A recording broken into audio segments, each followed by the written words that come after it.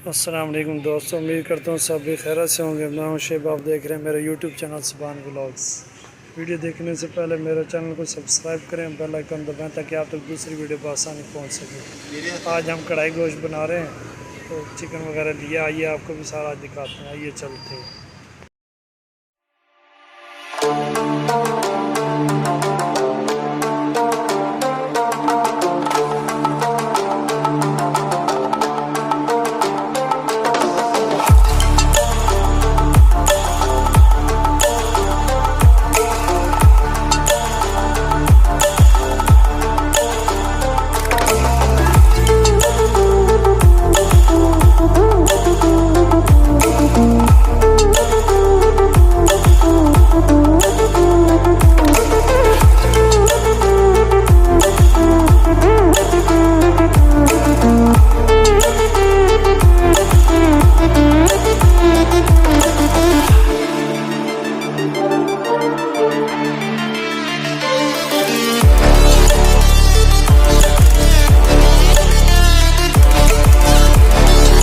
अच्छा दोस्तों, कढ़ाई तैयार होगी। अब सारे दोस्त बैठे खा रहे हैं।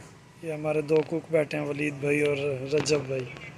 ये हमजा पेंडू खा रहा है बैठा।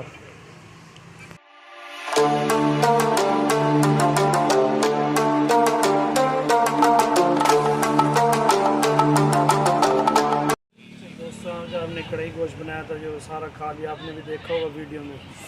तो आज की वीडियो के साथ हमें दीजिए इजाज़त। मिलते हैं आपको अगली वीडियो में। अल्लाह।